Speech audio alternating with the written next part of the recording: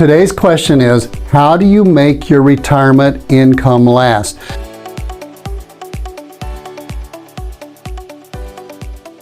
When people come to see us so many times, and I've been doing this 28 years, and when people come to see us so many times, however they phrase their question, their real question is, can I retire? But a deeper question is, can I afford to retire? Which really means, can I afford to retire and have enough income for the rest of my life? And if you're married or you have a significant other, the question is, will I have enough income for the rest of my life and their life? So that's really the question. How do you make your retirement income last? Let me see if I can help you in the next few minutes. I have some things here for you, okay? Number one, you got to look at how many things do you have that are going to bring in income in retirement, because your job is most likely not going to anymore. Time out.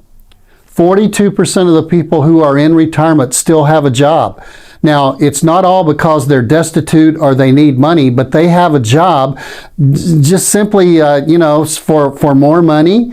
They have a job for more enjoyment, or they have a job so that it'll make their marriage last, because so many times you go home and you're there 24/7 and you're just around the house in retirement. So they have a job. It's a part-time job in many cases, so you could get income from an actual job. But most of the ways that you're going to get retirement income is going to either come in the way of, let me start with the middle one, Social Security, because more people have that than any other one of these three that are up here. You have Social Security. If you're married, you have 2 Social Securities. If you're single, you have 1 Social Security. If you're single and you're divorced, you could play your Social Security off of your ex-spouse if you've never been married again since that time and you were married at least 10 years. So Social Security is a big part. Again, it's over 40% of the average American's retirement income. And the question is, how do you make it last? Well, make sure we do the best on Social Security. A lot of question marks there. Pensions. Now, not everybody has a pension, but you may.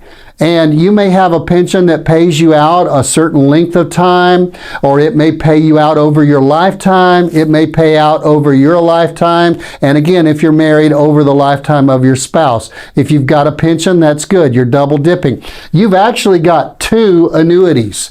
You've got an annuity that'll pay you something every month for the rest of your life in Social Security. You've got an annuity in most cases that'll pay you something every month for the rest of your life in a pension. And then some of you have rental income. I'm one of those weird investment advisors that I don't believe you should necessarily sell all your rental income, your rental property, and bring me all of your assets. Because a lot of times if you've got a good renter or a good system and you've had it all put together for many, many years, just don't sell the rentals until you get to the point where you just don't want to deal with them anymore. So where could retirement income come from? It could come from all of these. Now let's talk about how important income is. In retirement, it's your income that's more important, not your lump sum. We have a very good client who came to us a few years ago. And this very good client came and he only has like a little over $100,000 to his name. And he got laid off suddenly by the company that he had worked for 34 years. In our marketing events where we go out all over Southern California and we hold live events, I normally ask and I say, is this guy in trouble? And the whole crowd says, yes, he's in trouble because he doesn't have much of a lump sum. But let me tell you some other stuff about this guy. He's got an $11,400 a month pension from the governmental entity that he worked at. He's got full Social Security because he was able to pay in it while he was still getting a pension. And he's got 3 rental houses that pay him a positive income of about $6,000 a month. So does this guy need income? No, he's got more income than he ever needs. And even though he's got a very low amount of lump sum, he is in good shape. See, when you're growing most of the time and maybe you don't have all of those sources of income, you think, well, it's my lump sum. It's how much do I have in my 401k? How much have we put away for retirement? You'll see articles in the Orange County Register and the Wall Street Journal. Those are those newspapers we used to get that were made in paper and they were dropped on our doorstep every morning a long time ago, okay? But you would see an article about every year or so that, do you need $1 million to retire? But it's not your lump sum, it's your income.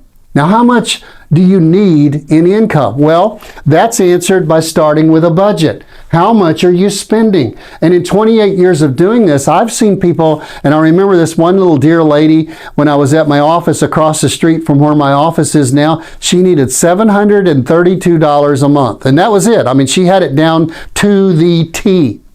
Okay, but I've also had somebody recently who came in and they needed $32,000 a month. So how do you determine your income? Well, it's specific to you. When somebody starts working with us, we start with a blank legal pad. We don't have any preconceived notions about you, because you could be, probably are, somewhere between that lady at $732 a month and the couple recently that came in and needed $32,000 a month. But we have to know what your target is. You say, well, I've got $3 million saved for retirement. That's a great lump sum.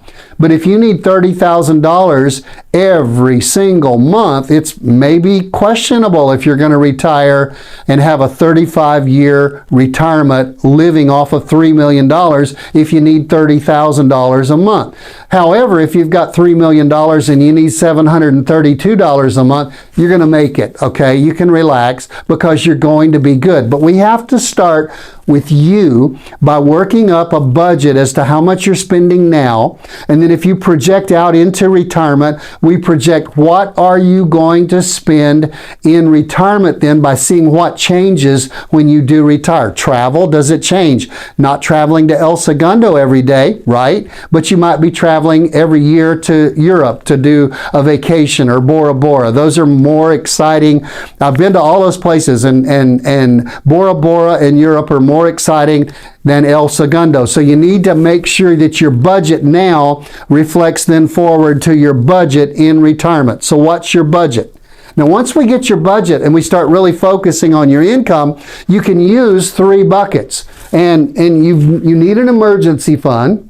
Everybody's always talked about put away a year into an emergency fund. Maybe so when you used to get 6 and 7% on money markets, but when you're getting 0.25% on money markets, maybe put away $15,000, $20,000, $30,000. What's the biggest emergency you ever had? Put that in an emergency bucket, and then work on your income bucket, and then solve the income bucket that we're talking about right now. And then you can fast forward to that other, say, what's the other bucket? Well, if you are worried about the stock market because of volatility and the ups and downs of the stock market, if you have an emergency fund and you have 2 to 3 years put away or a lifetime put away of all the income you're going to need, everything that's left over can be invested to your risk level in the market, because you're not going to need that money anytime soon. Well, I've got an emergency. You've got an emergency fund. I need income. You've got an income bucket. So working from a 3 bucket strategy is what we often do with people to give them, the ability to sleep at night and to be able to be comfortable in their retirement, because they know each one of those buckets addresses a different thing. And here are the buckets again. You need an emergency bucket for emergencies. You need an income bucket out of which you're going to draw at least 2 to 3 years of income, maybe your lifetime income, and we'll show you in some other YouTube videos how you can do that. And then maybe one out there for market growth, because the market goes up, the market goes down. Blessed be the name of the market. No, that's a scripture, okay? The market goes up and the market goes down. When the market goes down is the absolute worst time to get out of the market.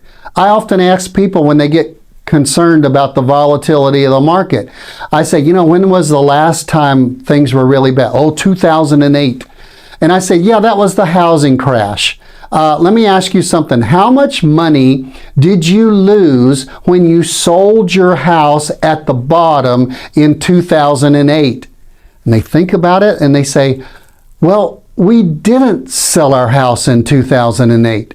And aren't you glad you didn't? Because what happened to the market?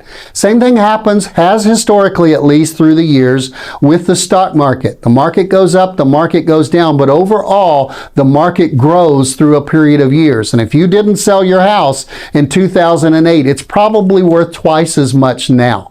Okay? And so if you've got a bucket strategy where your emergencies are taken care of, your income bucket takes care of you for at least 2 to 3 years, maybe a lifetime, then your market growth can be out there. And when the market comes back, you're in the market. You don't miss out on the big jumps as the market starts to come back and to turn around. Now, if you need more information on any of this, you can contact us at info@mosleywealthmanagement.com, Mosley. Our phone number, 714-421-4288. We've got a whole team of all-star advisors that work with people, starting with a blank piece of paper and say, what's your need? What's your income need in retirement? So that we can make sure that you make sure your retirement income lasts as long as you do.